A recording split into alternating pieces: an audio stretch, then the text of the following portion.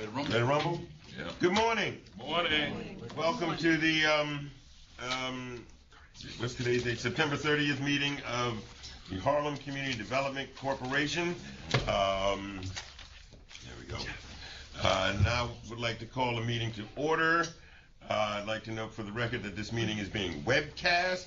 The directors have received the relevant written materials in advance of today's meeting and are free to ask questions at any time. Consistent with the policy of our parent corporation, the Empire State Development Corporation, we welcome public comment on the items on the agenda. After each item is presented and any comments are received from the directors, we will allow members of the public to provide comments. All comments should be limited to 2 minutes and should only address the actual item that is under consideration. Before we begin with any substantive portion of the meeting, I'd like to ask the directors whether anyone has a potential conflict of interest with respect to the items on today's agenda. Hearing none, if so, I would like, if so, ask that you please make an appropriate disclosure on the record at this time. We will then be sure that you recuse yourself from any discussion or vote with regard to such item. Hearing no conflicts of interest, the foregoing has been noted for the record. Our first order of business is the approval of the minutes for the directors' meeting, which was held on August 12, 2016. So moved. Second. Second, all those in favor? Aye. Any opposed? Any abstentions? Good. All right, thank you. Our first item on the agenda, we will hear Eunice Jackson will now present the request to amend the contract for real estate and tax legal services with the law firm of Bryant Rabino LLP. Ms. Jackson, the floor is yours. Good morning, directors. Good morning. You're asked to approve today the amendment of an existing contract for legal services for the Bryant Rabino law firm. They have been working with HCDC for a number of years with respect to the tax credit sites that HCDC owns. There are 5 of those sites, and they are all in what is called the post-year 15. The tax credits that were available for those sites have expired, and the firm has been working with Nixon Peabody, their sub, to help HCDC come up with a plan for handling these projects going forward. And it's been a rather complicated process, and their services are still required. It hasn't been a consistent monthly billing because there basically have been lulls in when we need them. This would allow us to call on them as needed. There is no request at this time to increase the amount, the dollar amount of the contract, which is currently $150,000 is the max. We are only asking to extend the contract to July 31st of 2018. Any questions? Any discussion? Questions? Move to amend the contract. Second. All those in favor? Aye. Any opposed? Any abstentions? All right. The ayes have it. Next item on the agenda, we will again hear from Ms. Eunice Jackson, who will present the request to amend the agreement for legal services with Phillips Lytle LLP and the Gibson firm as subcontractor to Phillips Lytle. Ms. Jackson. Similar to the first item, this is a firm that has been working with HCDC for a number of years, dating back to 2005, 2006, when the Victoria Theater was first put out on the street for a request for proposal. They have been working well with the firm, with HCDC for a number of years. Initially, the Gibson firm, whose principal is Peyton Gibson, was a partner in Phillips Lytle. The reason you're seeing 2 firm names now is she's no longer a partner there. She has her own firm, which has been the case for several years. She is a New York State certified minority business owner, and Phillips is the firm is not an MWBE, but together they are helping HCDC fulfill its commitment for MWBE goals for the state. This contract, we're looking to extend the term until 2019, July 30th of 2019, and to add an additional $16,000 to the contract. What has been going on with this firm in terms of need for legal services is, right now the project is under construction, and periodically requests come up to make slight changes in the contract or in the historic preservation requirements for the project, and so we would like to have the ability to call on the firm on an as-needed basis. So that's the reason for this request. Are there any questions?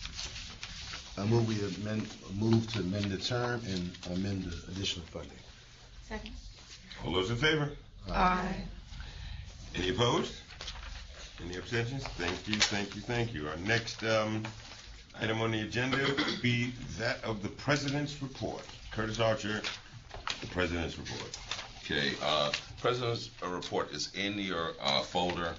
I just wanted to point out a couple of highlights, two highlights, one being, of course, tomorrow in partnership with HCCI, Harlem Congregations for Community Improvement, we will be having our annual Housing Expo. Be right there on the 8th floor and the 3rd floor. And it's going to be, we anticipate at least 300 people and rotating basis coming through, and it's very, very informative, especially for first-time homebuyer counseling and financial literacy workshops that will be conducted.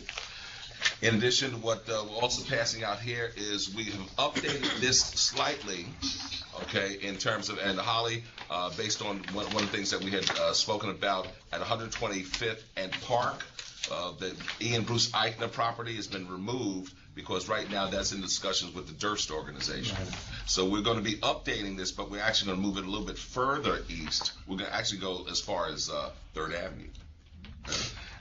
And so we'll also have in there 125th and Lexington, which we know is a former Pathmark site, which has been acquired by Extel. So we'll be covering that, as well as the project at 125th and 3rd, which is the EDC project. Holly. There's a rumor that Extel has actually sold that to someone else. They did? Posted on. Okay. That's all in right. Richmond. Gotcha. And what's the Durst family doing on 125th? Is it still residential? Well, they're still in negotiations with Eichner. Oh, it hasn't happened yet? It hasn't happened yet. Okay. Yeah. Well, I just had a meeting with them this morning. Oh, you did? Okay. And we had a meeting at their offices, and as they said, they're not sure what they're going to do because the property, as we know, had been approved, thanks to the council member's office there, to allow it to go up to 32 stories, two residential towers, along with 70,000 square feet of commercial and retail. But that plan, that's the Eichner plan, that's on hold. But it had passed all of the public approvals to allow for that. Right. The problem they're having is that they haven't done residential. There's mainly a commercial kind of an office, right? And you have 421A credits that are grandfathered in because they did some base work, that big hole. So those 421A credits are still in play.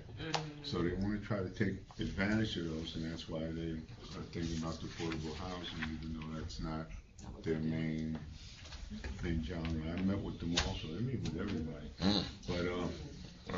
But that's where it's at now. The next day they came, in fact, it came public the day after I was talking to them, that they were going to do a mixed use with the commercial and the residential in town. Well, I definitely want to say there's information for you. I also just want to put out there into the universe that if you guys have any spaces that you know in your areas that you know of, please send me that information because a lot of times I'm getting inquiries. The most recent inquiry is from the BET network, which, as we know, is part of Viacom. They're looking to actually do a television show called Queen Bee, which is going to be like, you can say... Ernestine? Not quite, but it's going to be, let's say, the urban version of a Shark Tank.